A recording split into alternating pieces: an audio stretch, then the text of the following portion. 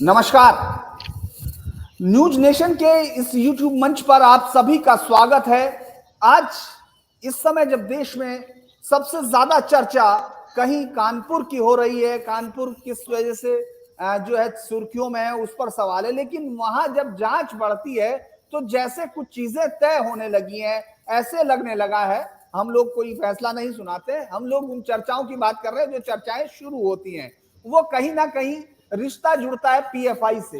Saifullah son of Habibur Rahman, Mohammad Naseem, Mohammad Umar, 3 लोगों की arrest हुई जो सीए में भी थे, यानी जो कानपुर दंगा है उसका रिश्ता भी जाकर कहीं ना कहीं जुड़ रहा है पीएफआई से।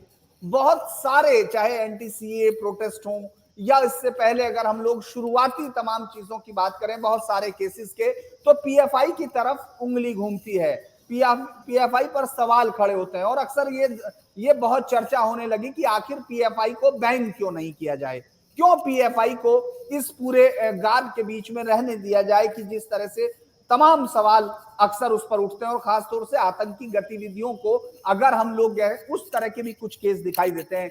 ईडी केस रजिस्टर्ड करती है, यानी मनी लॉन्ड्रिंग से लेकर आईएसआईएस के साथ रिश्तों को लेकर इस पर पीएफआई पर सवाल होता है। आज हमारे साथ पीएफआई से जनरल सेक्रेटरी अनीस अहमद साहब जुड़ रहे हैं। वो इन तमाम चीजों पर अपने उनके जो विचार हैं वो सब रखेंगे और उनको इन तमाम सवालों से हम पूछना चाहेंगे कि आखिर पीएफआई कर क्या रहा है, पीएफआई इस देश में चाहता क्या है।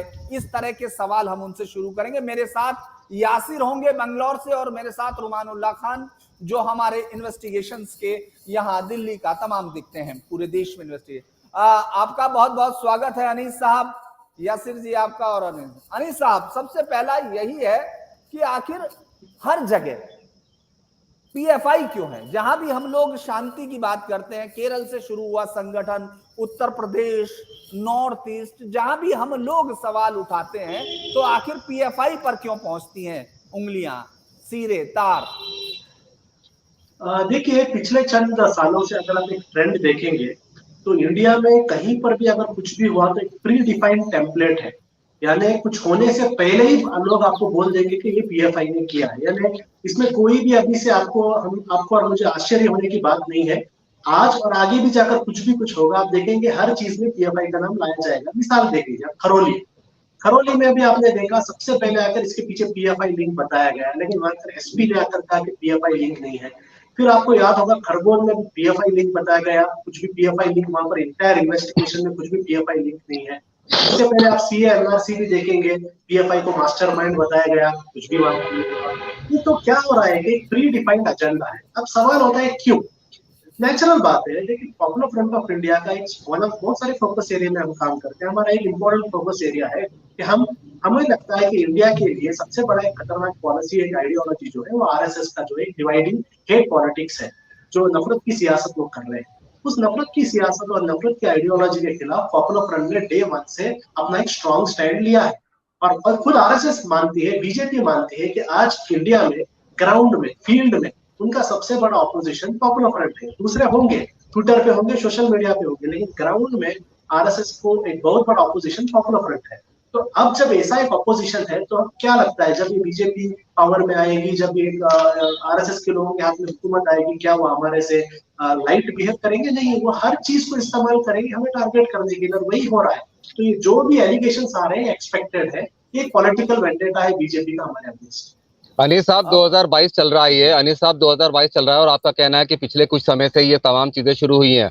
आप याद कीजिए, अब से 10 साल पहले साल 2012 में कांग्रेस की सरकार थी केरल में, ओमन चांडी की सरकार ने हाईकोर्ट में बताया था कि पीएफआई सिमी के जैसा ही संगठन है। उन्होंने सरकारी हलफनामे में लिखा था कि पीएफआई के कार्यकर्ता 27 हत्याओं के मामले में शामिल हैं, 86 हत्या की कोशिश के मामले में और सांप्रदायिक प्रवृत्ति के 106 मामले में शामिल हैं।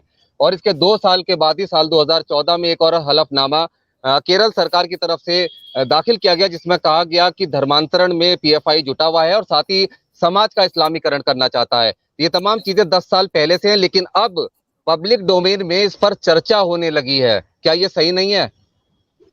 10 साल पहले नहीं, 2007 से चल रहा है ये। सिर्फ 10 साल बच जाइए, अब 2007 से ऐसे एलिगेशंस आ रहे हैं।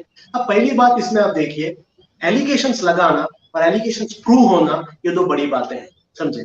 केरला के अंदर जो है उस वक्त के चीफ मिनिस्टर ने कहा था कि 2020 को popular front of India Kerala को इस्लामी राष्ट्र बनाने वाला है। 2022 हो गया क्या इस्लामी राष्ट्र?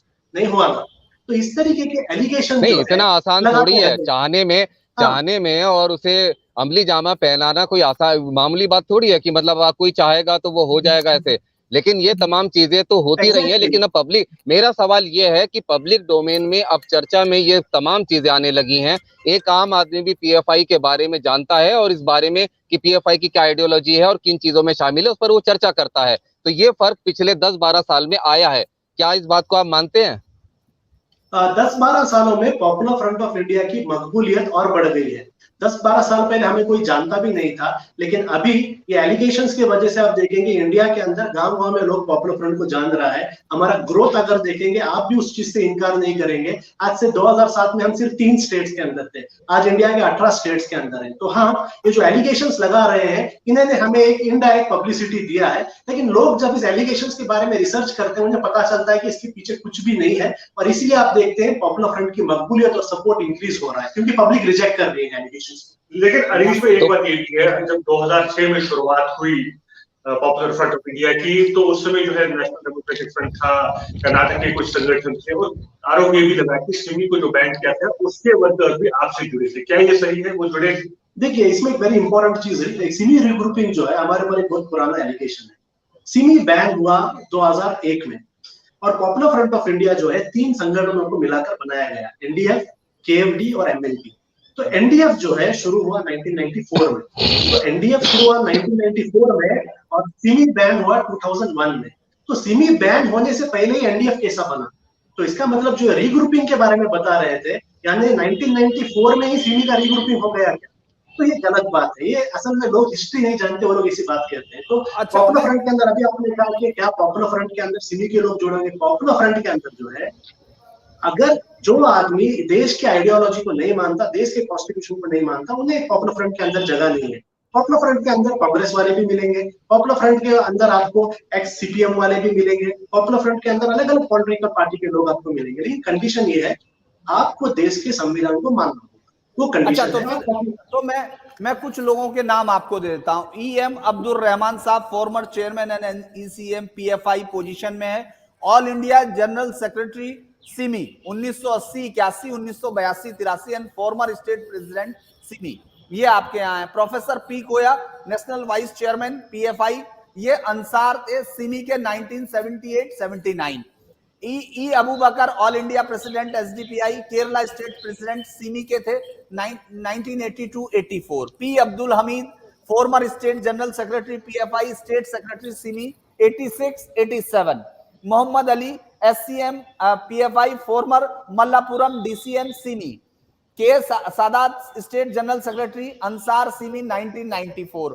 मैं इस लिस्ट को पढ़ता चला जाऊंगा, ये लिस्ट बहुत लंबी है, लेकिन आप अभी बोल रहे हैं जिस संगठन पर राष्ट्र विरोधी गतिविधियों के तहत कोर्ट से ऑर्डर है, मतलब आप अगर संविधान की बात करते हैं तो हम कोर्ट के ऑर्डर की बात कर रहे हैं, वहां लगा, उसके बावजूद आपके ये की फिगर्स हैं, ये जो मैंने नाम लिए ये की फिगर्स हैं, तो आपको लगता है इनके साथ रिश्ता नहीं है? ये बहुत कम नाम आपने बताया, और बहुत होंगे, लेकिन दूसरे लोगों का मैं पॉपुलर फ्रंट का नेशनल जनरल सेक्रेटरी हूं, मैं सिमी में था क्या? इसका मतलब क्या है? सिर्फ सिमी के लोग ही नहीं होंगे। देखिए, ये जितने लोगों का नाम आपने बताया, क्या ये लोग सिमी बैन होने के वक्त सिमी में थे? नहीं, ये सब लोग जो है 30 इयर्स में सिमी रिटायर हो जाते हैं, उससे पहले थे, यानी जब सिमी बैन नहीं था उस वक्त सिमी में थे। वही मैं कह रहा हूं। हाँ, हमारे पॉपुलर फ्रंट के अंदर ऐसे लोग हैं जो लोग अपने यूथ में सिमी में थे। पॉपुलर फ्रंट में ऐसे लोग भी हैं जो अपने यूथ में कांग्रेस में थे, जेडीएस में थे, सीपीएम में थे, अलग अलग थे। तो आप पॉपुलर फ्रंट को हर किसी का रिग्रुपिंग नहीं कह सकते।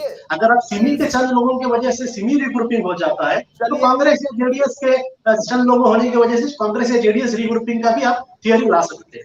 चलिए, एक सवाल मैं पूछना चाहता हूँ। से जुड़े हैं, आप साथ ही ये भी कह रहे थे जी, यासिर आप सवाल कीजिए। तो वो हमारे साथ जुड़े, लेकिन हम देखते हैं, अगर हम कर्नाटक की बात करें तो साल 2020 में केजे हल्ली और डीजे हल्ली पुलिस थाना में बैंगलोर पे हमला हुआ, पुलिस थाने को जलाया गया और वहां पर भी जो है पीएफआई के कुछ वर्कर्स को पकड़ा, उसमें वो अरेस्ट हुए उसमें। तो क्या वो संविधान में था कि पुलिस स्टेशन पर हमला कीजिए?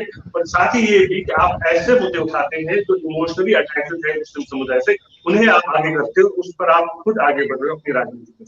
अब डीजे का केस ले लीजिए। डीजे का केस अगर आप मीडिया के लोग आप लोग उसको फॉलो कर रहे हैं तो आपको पता होना चाहिए कि वहां पर डीजे के जब जो पब्लिक क्राउड वहां जम रही थी, पूरे वीडियोस मौजूद है कि उस क्राउड जब हालात से बाहर चली गई थी तब वहां पर पुलिस ने ही वहां पर पीएफआई को तो नहीं लेकिन एसडीपीआई के लोगों को बुलाकर कहा था कि आप इन्हें मैनेज करो। पुलिस ने अपना वैन दिया उन्हें मैनेज करने के लिए। और स्टार्टिंग फर्स्ट डे अगर आप देखेंगे कहीं पर भी पीएफआई का नाम नहीं था। सेकेंड डे वहां पर जब बीजेपी के होम मिनिस्टर उस स्टेशन पे आए, स्टेशन पे आकर बीजेपी के होम मिनिस्टर ने जब वहां पर पीएफआई को इसमें लिंक करने के लिए कहा गया, उसके बाद पीएफआई को लिंक किया गया। अभी भी आप देखिए ये जो इशू है कोर्ट में है। 100% हम बता सकते हैं कि ये जो है फेक और कोई भी चीज प्रूव नहीं होगा। और दूसरी चीज मैं आपको यहाँ पर पहले ही बता देता हूँ, अब वो जमाना चला गया है जब आप इन्वेस्टिगेटिव एजेंसीज की हर बात को आंख बंद करके मानना ये जरूरी नहीं है। इन्वेस्टिगेटिव एजेंसीज की हालत क्या हमने देख लिया है। एनसीबी का भी केस आया था, सेलिब्रिटीज का नाम लिया गया था। अब वही एनसीबी अगर कहती है कि जो ऑफिसर ने केस किया था उस ऑफिसर का क्रेडिबिलिटी प्रॉब्लम है, तो इन्वेस्टिगेटिव एजेंसी जो बोल रही है उसको आंख बंद करके मानना ये सही नहीं है। कोर्ट क्या कहता है देखेंगे। ठीक है, बिल्कुल, लेकिन मैं आपसे ये जानना चाहता हूं कि आखिर पीएफआई के खिलाफ ही इतने मुकदमे क्यों दर्ज होते हैं? कर्नाटक में दर्जनों मुकदमे दर्ज, दर्जनों सैकड़ों 310 मुकदमे दर्ज हैं, उत्तर प्रदेश में दर्ज हैं, तमाम राज्यों में मुकदमे दर्ज हैं, और आपका ये कहना है कि एजेंसीज जो कहती हैं उसको नहीं मानना चाहिए। तो आप ये बताइए कि प्रोफेसर टीजे जोसेफ का हाथ क्यों काटा था और किसने काटा था?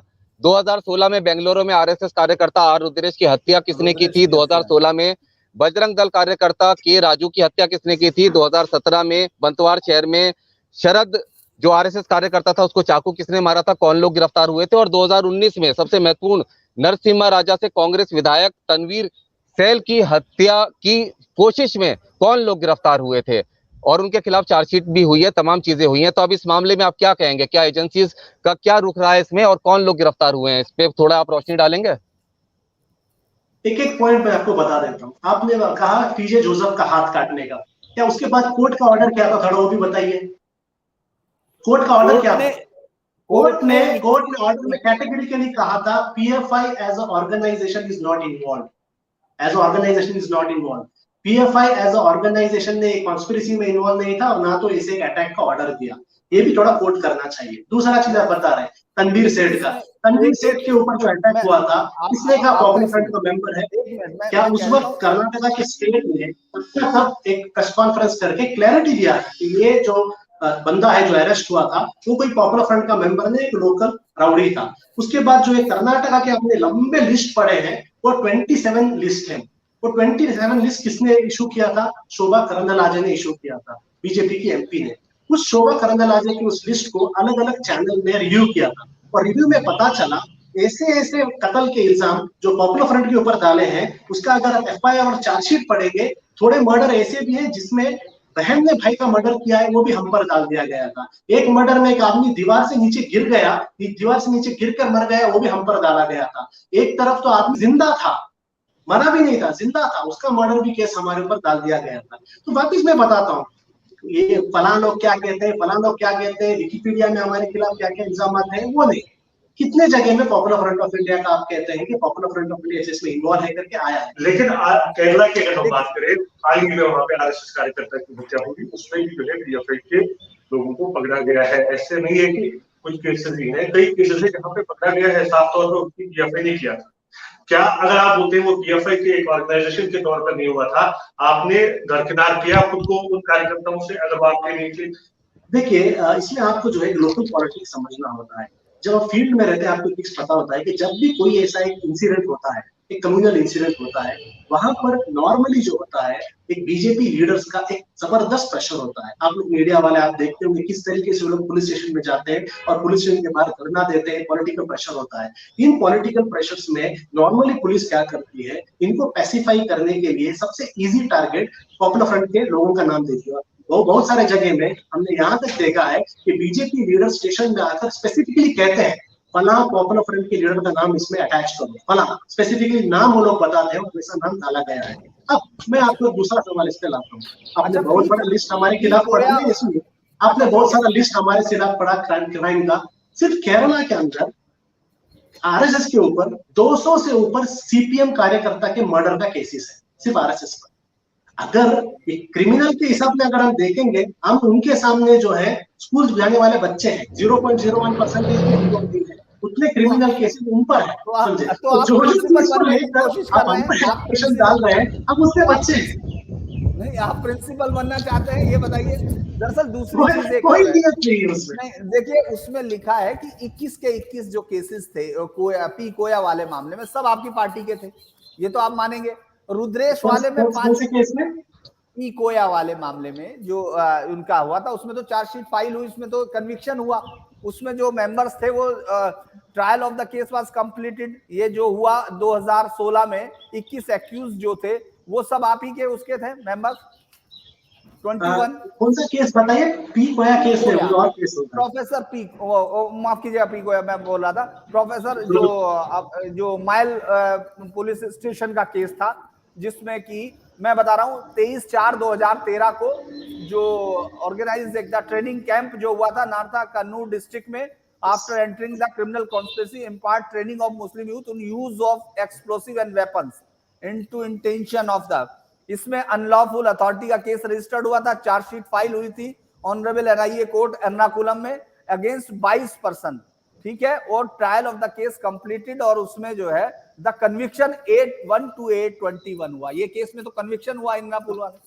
हाँ, ये केस का और एक इंपॉर्टेंट चीज आपने अच्छा चीज कोट किया, आपने कहा ये केस में यूएपीए लगाया गया था, राइट?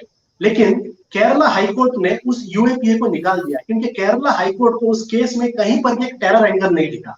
फिर एनआईए ने इसी केस में सुप्रीम कोर्ट को गई, सुप्रीम कोर्ट को एनआईए ने जाकर केरला हाईकोर्ट के डिसीजन को चैलेंज किया कि नहीं, इसमें टेरर एंगल है। सुप्रीम कोर्ट ने भी एनआईए के जो पिटीशन था उस पिटीशन को रिजेक्ट किया। तो ये नाराज में जो टेरर एंगल बताया जाता है, टेरर एंगल केरला कोर्ट ने भी, हाई कोर्ट ने भी रिजेक्ट कर दिया और सुप्रीम कोर्ट ने भी रिजेक्ट कर दिया। अब वहां पर जो केस है उन्हीं आर्म्स एक्ट का केस है।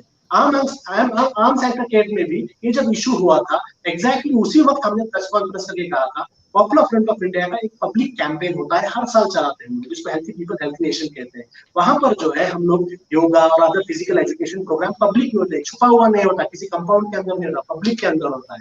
इस केस में अगर आप देखेंगे, बहुत सारे एविडेंसेस को कोर्ट ने रिजेक्ट भी किया है, क्योंकि बहुत बड़ा एक बाल्टी मिला था वहां पर, पुलिस ने कहा था ये बाल्टी बॉम्ब है, वहां पर एक स्टिक मिला था, पुलिस ने कहा था ये स्टिक बॉम्ब है, ये सारे चीज रिजेक्ट हो गए। तो जो टेरर एंगल था हाई कोर्ट ने रिजेक्ट कर दिया, सुप्रीम कोर्ट ने रिजेक्ट कर दिया, ये पूरा टेरर एंगल उस केस से चला गया। ओवर्ट और कोवर्ट ऑपरेशन में बहुत यकीन रखते हैं, मतलब बहुत क्लियर मेंशन होता है कि एक ओवर्ट ऑपरेशन एक कोवर्ट ऑपरेशन है, एसडीपीआई, पीएफआई। अच्छा, इतने सारे लोग एक साथ एक संगठन से कैसे निकलते हैं? मैं आपको एक 2021 का केस बताता हूँ। 2 लोग पकड़े जाते हैं जो पीएफआई के मेंबर निकलते हैं, और पीएफआई के मेंबर निकलने के बाद वो अरेस्ट होते हैं। अब मैं आपको केस बता देता हूँ। अरेस्ट ऑफ अनद and Firoz as the Lucknow, वो ट्रेनीज जो है वो ट्रेनी थे और मार्शल आर्ट और visited West Bengal Bihar before coming, IED के साथ अरेस्ट होते हैं। आप सोचते हैं कि वो आईईडी लेके वहां तक ऐसे ही ट्रेवल कर रहे हैं, मतलब बाद में उनको आप नहीं, उसमें एक और एडिशन की आईडी के लिए पैसा भी कहां से आया था उसका भी ईडी ने जिक्र किया है। तो वो पैसा, उनके पास जो खर्चे का पैसा था, वो तमाम चीजें कहां से आई थी, इस पे भी थोड़ी सी रोशनी डालिएगा। देखिए, बहुत अच्छा केस आपने बताया। असल में इसका थोड़ा बैकग्राउंड बताता हूँ। ये 2 लड़के जो है पॉपुलर फ्रंट के मेंबर्स हैं, मैं नहीं करके पॉपुलर फ्रंट के मेंबर है, अंशद और फिरोज। ये दोनों जो है पॉपुलर फ्रंट ऑफ इंडिया की तरफ से हमारे एक्सपांशन, हमारा तंजीम का जो एक्सपांशन के काम के लिए जो है यूपी नहीं गए थे, ये लोग गए थे बंगाल और बिहार।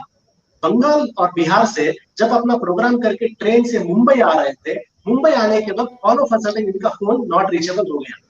ये कहां पर है पता नहीं चला। जब मुंबई पहुंचने वाला कि मुंबई नहीं पहुंचे, इनके फैमिलीज ने जाकर पुलिस स्टेशन में कंप्लेंट किया। कंप्लेंट करने के बाद जो आफ्टर 4 डेज यूपी पुलिस इनको पब्लिक के सामने लाती है, कहती है कि ये लोग बैग में आईईडीज लेके घूम रहे थे, बैग्स में आईईडीज लेके घूम रहे थे, एक्सप्लोजिव्स लेके घूम रहे थे। एक जबरदस्त स्टोरी बनाई जा रही है। फला लोग, जो लोग यूपी गए भी नहीं, उनका ट्रेन जो है यूपी बिहार से जब आ रहे थे, यूपी पास होकर कहाँ जा रहा था, मुंबई जा रहा था। हमने तभी प्रेस कॉन्फ्रेंस करके बुलाया, ये कुछ नहीं है, एक पॉपुलर फ्रंट ऑफ इंडिया के खिलाफ एक जबरदस्त केस बनाने का मामला है। आप जानते हैं एमएचए में, मिनिस्ट्री ऑफ होम अफेयर्स में एक स्पेशल टीम बैठाई गई है, जिस टीम का काम ये है कि पॉपुलर फ्रंट ऑफ इंडिया, ये exactly popular front of India को किस तरीके से फ्रेम किया जाए। एक तरफ से ईडी आता है, एक तरह से इनकम टैक्स आता है, एक तरफ से एनआईए आता है, एक तरफ से यूपी अनिल साहब इसमें आपकी एक्सपर्टीज है, इसमें आपकी एक्सपर्टीज है कि अनिल साहब, रुमान ने बहुत अच्छा एंगल लाया। वो एंगल रुमान ने जो लाया था वो था फिनेंस का। अब मैं आपको ईडी का चार्जशीट भी बताता हूँ। ईडी के चार्जशीट में बताया गया है कि ये जो लड़का है अंशर, उसको एक्सप्लोजिव परचेस करने के लिए पॉपुलर फ्रंट ने 3.5 लाख रुपए दिए। लेकिन ईडी वेरी कन्वीनियंटली क्या कर देता है, ड्यूरेशन पता नहीं रहा है। वो ड्यूरेशन क्या है, ये अंशर जो है हमारे तंजीम का एक स्टाफ था। ये पूरा 3.5 लाख वन टाइम पेमेंट नहीं, उसको महीने महीने में जो 12 या 10 या 15 हजार सैलरी मिल रहा था 3-4 सालों का, वो पूरा टोटल करके बता रहे हैं कि 3.5 लाख। पहला चीज। सेकंड, ये वही ईडी थी जो कह रही थी कि पॉपुलर फ्रंट को 120 करोड़ रुपए आए हैं, और अभी आप देखते हैं वही ईडी कह रही है 60 करोड़ आए, यानी 120 करोड़ से 60 करोड़ तक पहुंच गए। ये रिलायबल है, 2 साल में 50% हो गया। अरे अली साहब, मैं वही कह रहा था कि पीएफआई को बहुत इंपॉर्टेंट बात है, पीएफआई को क्या बताना है क्या छुपाना है, बहुत एक्सपर्टीज है इसमें। आपका तो अबू धाबी में रेस्टोरेंट भी है सर, कभी वहां पे जाके खाना खाया आपने? बहुत अच्छा सुना मिलता है दिल्ली दरबार रेस्टोरेंट, जिसके बारे में छुपा रखा था, कागजातों से पता चला कि रेस्टोरेंट है वहां पर एक अबू धाबी में। अबू धाबी में नहीं, मुनार में भी है। मुनार में भी जो होटल है, जो आपका कार्यकर्ता है मोहम्मद अशरफ, उनका होटल है और उनका ही अबू धाबी में है। कहा जा रहा है कि इसी के जरिए जो है पैसा जो ब्लैक पे आता है उसको व्हाइट किया जाता है, क्योंकि आप ज़कात के नाम पे पैसे जमा करते हैं, आपने अपने वेबसाइट में जो है अकाउंट नंबर दिया है, वहां पे पैसे आते हैं, तो उस पैसे को आप इसमें इस्तेमाल करते हैं पीएफआई में। अभी मैं जो रुमान ने कहा उसका एक इंटरेस्टिंग चीज आपके सामने रखा हूं। पहले बार जब रेड हुआ, ईडी ने तो क्या कहा था कि अबू धाबी में पॉपुलर फ्रंट का बार चल रहा है, दरबार नहीं कहा था, बार चल रहा है। क्यों पता है आपको? क्योंकि एक मुस्लिम संगठन है, एक मुस्लिम संगठन बार चलाना बहुत बड़ी बात है। उसके बाद सेकंड आकर कर रहे हैं बार नहीं है, दरबार होटल है करके उसके बाद कहा। नहीं, मैंने लिखा आपसे बार है, मैं तो चार्जशीट में तो दरबार होटल का जिक्र है। आपने नहीं कहा, ईडी ने कहा। आप सिर्फ ईडी को कोट कर रहे हैं, आप थोड़े नहीं कहा। उसके बाद नहीं, मैंने बार कहा ही नहीं, मैंने तो कहा चार्जशीट में सिर्फ होटल है, उसमें खाना खाने की बात कही। आपने क्या कहा, ईडी ने आप बताता। पॉपुलर फ्रंट के मेंबर्स जो थे, इन मेंबर्स के जेन्युइन बिजनेसेस जो थे, उन सारे बिजनेसेस को इस तरीके का एक इमेज दिया जा रहा है कि ये सारा बिजनेस सिर्फ और सिर्फ इसलिए हो रहा है क्योंकि वो उनको जो है अपना एक फंडिंग कराना है। अब अशरफ का इन्होंने बात कहा, समझे, उनका जो मुनार प्रोजेक्ट था, वो बहुत बड़े बिजनेसमैन है, अभी से नहीं, जमाने से बड़ा बिजनेसमैन है, फैमिली बिजनेसमैन है। उनका बहुत पहले से इन्वेस्टमेंट करके उन्होंने अबू धाबी में अपना एक इन्वेस्टमेंट, उन्होंने एक बिजनेस किया था।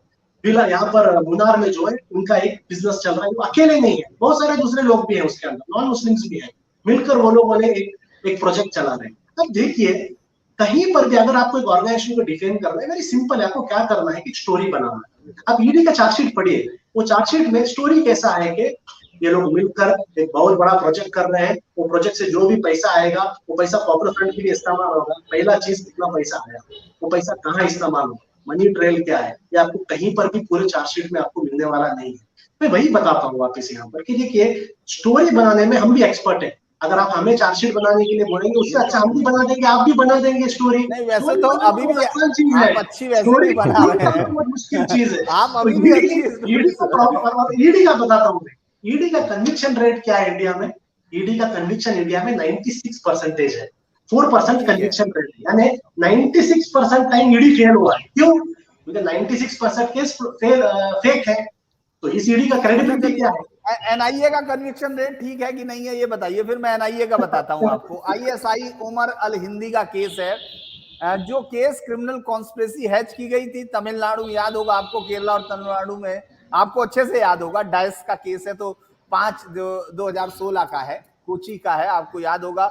इसमें 2 लोग पकड़े गए थे, जो सफवान मनसीद मोहम्मद कुमवाल A1 और अदर एक्यूज पर्सन नेमली सफवान था, जो हार्डकोर पीएफआई एसडीपीआई के एक्टिविस्ट थे, और ये कतर गया था और इन सब का। तो इस केस में आपको क्या लगता है कि ये भी निर्दोष पकड़े गए? देखिए, ये लोग निर्दोष हैं या दोषी हैं कोर्ट प्रूव करेगा, क्योंकि अभी वो चल रहा है। लेकिन वापिस ये केस में भी अगर आप देखेंगे, एक ISIS का जो केस था, इस ISIS के केस में भी पॉपुलर फ्रंट को ड्रैग करने की कोशिश की गई थी। आपको मैं यहाँ पर आपके चैनल के माध्यम बताता हूँ, पॉपुलर फ्रंट इंडिया में पहला मुस्लिम संगठन था जिसने ISIS के अगेंस्ट एक पब्लिक कैंपेन किया था। हम ही थे जिसने सबसे पहले कहा था। ये दोनों मेंबर हैं कि नहीं आपके? ये दोनों नहीं, उसमें आप देखेंगे नहीं, उस वक्त हमारे स्टेट ने भी डिनाई किया था। अच्छा, तो मैं आपको बताता हूँ, देखिए मैं आपको बताता हूँ क्या हुआ था। एक छोटा सा आप जवाब दीजिएगा, आपके मैं सारी सुनूंगा, बस मैं थोड़ा सा ये बता दूं ताकि क्वेश्चन क्लियर हो जाए आपको।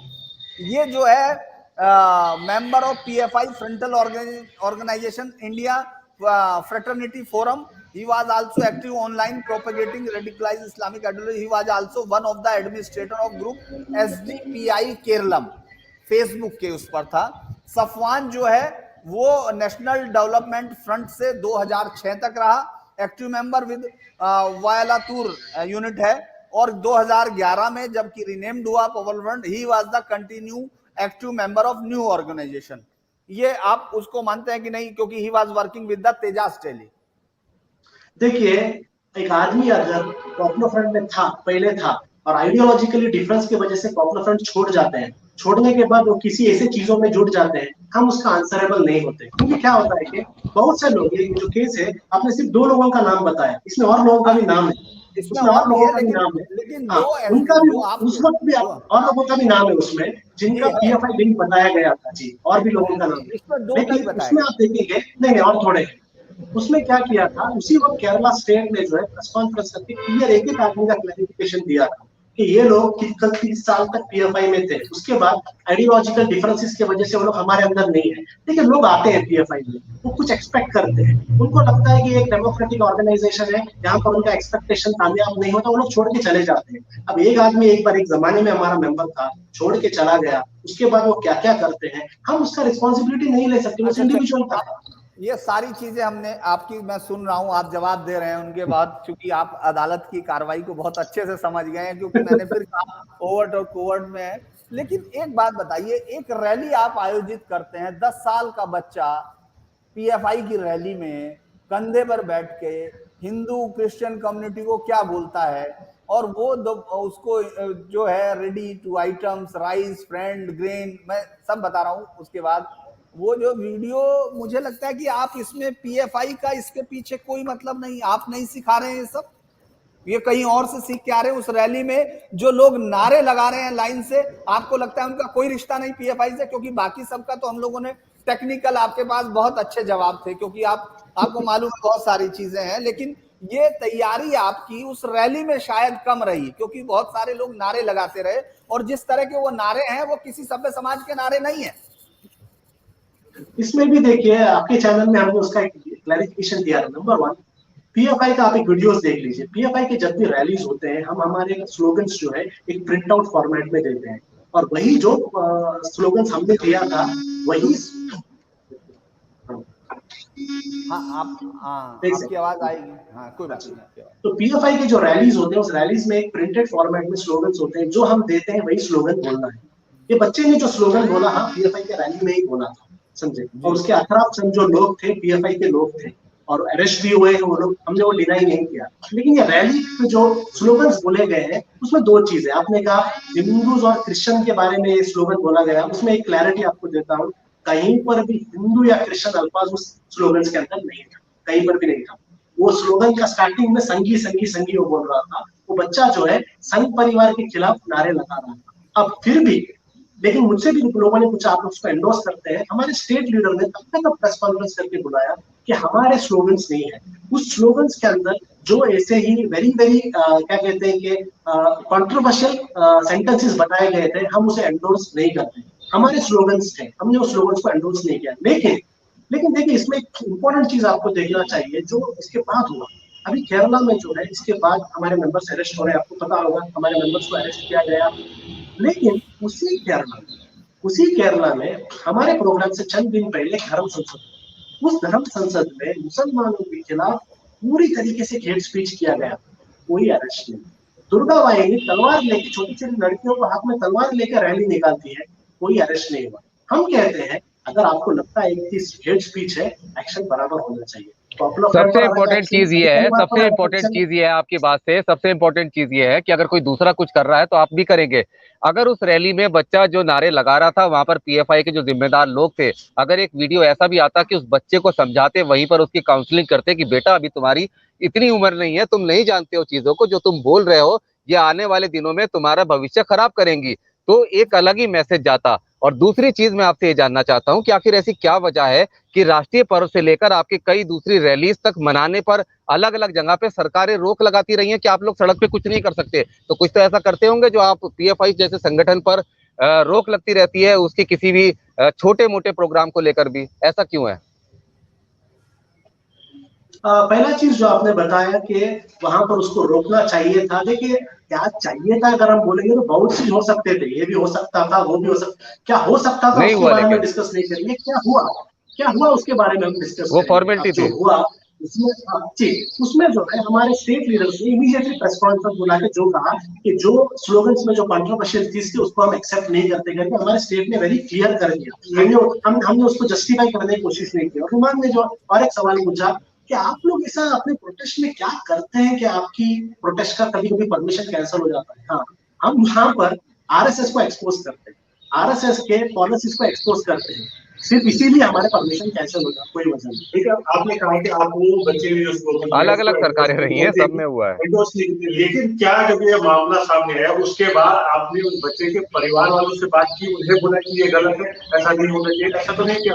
जी, हमने कहा कि जब ये इंसिडेंट हुआ तभी हमारे स्टेट लीडर्स ने कहा हम लोग एक इंटरनल इन्वेस्टिगेशन करेंगे। तो पॉपुलर फ्रंट के अंदर एक इंटरनल डिसिप्लिनरी कोड होता है जिसमें हमारे मेंबर्स अगर कहीं पर भी कोई से जैसे एक्टिविटीज में रहते हैं, हम लोग इंटरनल इन्वेस्टिगेशन टीम बैठाते हैं। उस इंटरनल इन्वेस्टिगेशन टीम में अगर सामने आते हैं तो हम पॉपुलर फ्रंट ऑफ इंडिया की तरफ से डिसिप्लिनरी एक्शन हम लोग लेते हैं। बहुत सारे केसेस में हमने लिया है। उस वक्त हमने मीडिया ने कहा और हमारे स्टेट ने एक इंक्वायरी टीम बैठाया भी था, लेकिन किसका इंक्वायरी करेंगे? जिसका इंक्वायरी करना था उसको अरेस्ट किया गया है। लेकिन पॉपुलर फ्रंट एक इंटरनल डिसिप्लिनरी कोड मेंटेन करता है और इंटरनल इंक्वायरी होता है। अच्छा, ये लेकिन मेरा एक कहना है कि सर धीरेन्द्र सर, बस एक लाइन की बात है कि अब भी वक्त नहीं बीता है, उस छोटे से बच्चे के पास जाकर एटलीस्ट पीएफआई के कार्यकर्ताओं को जानना चाहिए कि उसने ऐसे नारे क्यों लगाए, उसके दिल में ऐसा कौन से मलाल है, क्या रोष है, क्या उसको गुस्सा है, उसको शांत कराना चाहिए, उसकी काउंसलिंग कराना चाहिए, उसकी पढ़ाई लिखाई का भी ध्यान देखना चाहिए कि वो पढ़ रहा है नहीं पढ़ रहा है, वरना जो स्थिति आज है उसका भविष्य संवारना, वो आपकी रैली में आया था तो आपका कार्यकर्ता हो गया छोटा सा नन्हा सा, उसका भविष्य संवारना आपकी जिम्मेदारी है। तो एक बार उसके पास जाके उसकी काउंसलिंग जरूरी है कि ताकि वो आगे इस तरह की बातें ना करे, एक जिम्मेदार नागरिक की तरह वो आगे उभर कर आए। रुमन ने जो बात कहा उसमें वेरी इंपॉर्टेंट पॉइंट है, क्योंकि देखिए वो बच्चा जो है ऐसे एक रैली में आकर संघ परिवार के खिलाफ ऐसे कंट्रोवर्शियल स्लोगन क्यों दे रहा था, ये बड़ा सवाल है। तो इसका मतलब क्या है? मैंने भी यही कहा मीडिया से भी कि देखिए मुस्लिम कम्युनिटी के अंदर संघ परिवार को लेकर इतना फ्रस्ट्रेशन क्यों है? ये एक असेसमेंट की बात है। क्यों? क्योंकि पहले क्या था, हर चीज में फिर आप वही बात कर रहे हैं, 10 साल के बच्चे में कैसा फ्रस्ट्रेशन, 10 साल के बच्चे को, मेरे घर में भी 10 साल के बच्चे हैं, उनको जो मैं बताऊंगा, जो समझाऊंगा वही कहेंगे वो। बच्चे के अंदर कैसा फ्रस्ट्रेशन? बच्चे को समझाया होगा ना किसी ने, यही तो मैं आपसे कह रहा हूँ कि बच्चे को आप सही जानकारी दीजिए।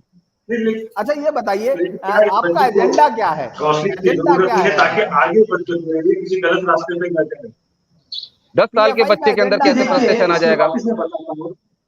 देखिए एक चीज तो वहां पर क्लियर था, बच्चे ने हिंदू और क्रिश्चियंस के अगेंस्ट कुछ भी नहीं कहा, तो इसलिए उसको उस सिलसिले में कोई काउंसलिंग की जरूरत नहीं है। मैंने कहा बच्चे ने संघ परिवार के खिलाफ नारे लगाए, अब वहां पर एक लार्जर डिस्कशन होना चाहिए। मैं कहता हूँ सोसाइटी के अंदर, ना सिर्फ मुस्लिम समाज के अंदर, सोसाइटी के अंदर लार्जर डिस्कशन की जरूरत है।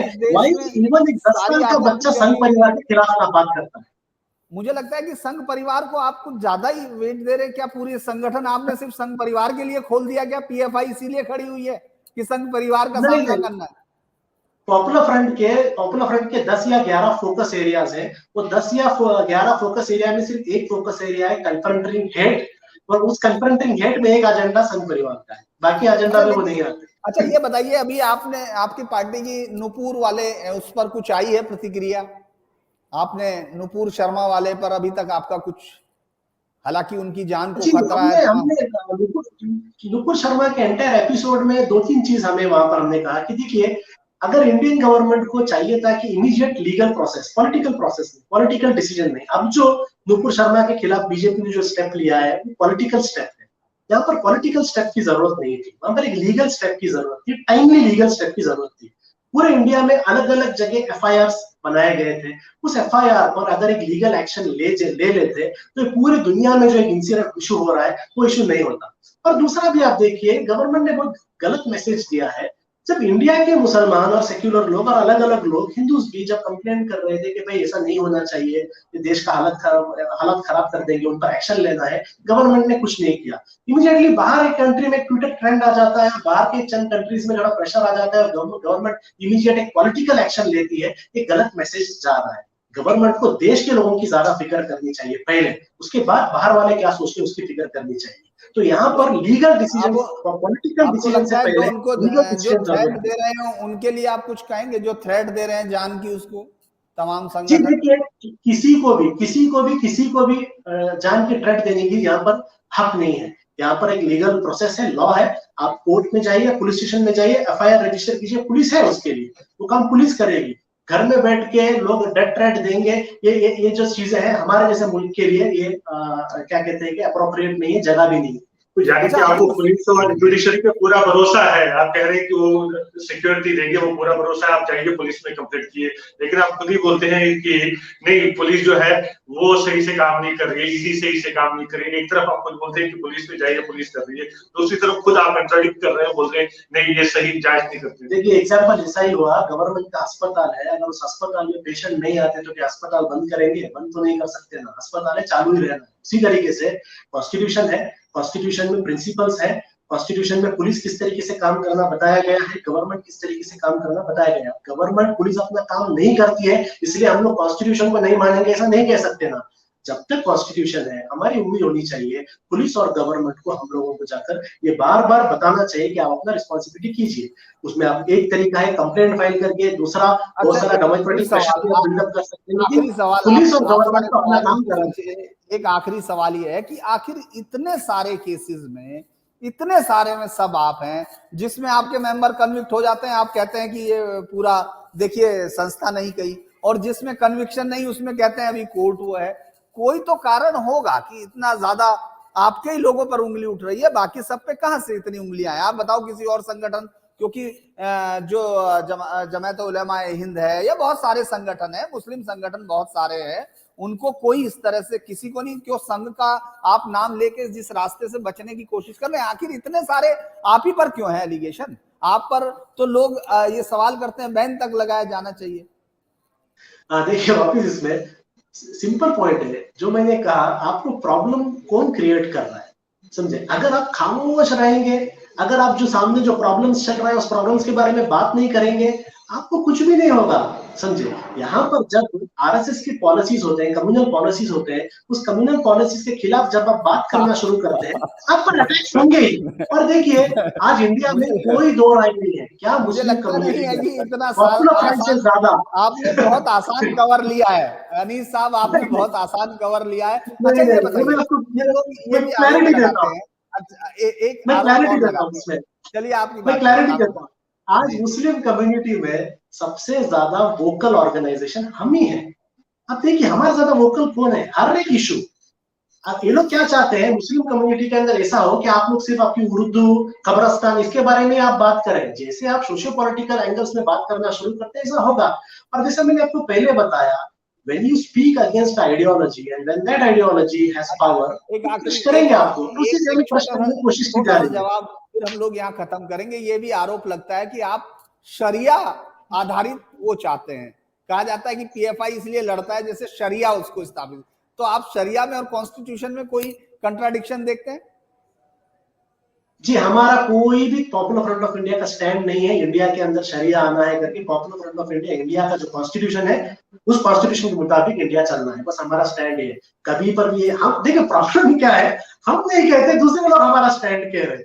पॉपुलर फ्रंट ने तो आज तक ही शरिया और ऐसी चीजें बताई है। हमारा मानना है इंडिया कॉन्स्टिट्यूशन के मुताबिक चलना है। मुझे लगता है कि पॉपुलर फ्रंट ने अनीस अहमद जैसे प्रवक्ताओं को और जनरल सेक्रेटरी को रखा है ताकि वो सही से उस चीज को पकड़ सके, जबकि कोर्ट उनमें कन्विक्शन दे रही है, तो उससे कैसे बचा जाए। अभी उत्तर प्रदेश में जांच हो रही है, इसके बाद हो सकता है हम फिर आपसे बात करें जब इस पूरे मसले में हो। लेकिन आज के लिए आप सब जुड़े, इसके लिए बहुत बहुत धन्यवाद। यासिर, आपका भी बहुत बहुत धन्यवाद। फिर आपसे मुलाकात होगी अगले, तब तक के लिए नमस्कार। बहुत बहुत शुक्रिया।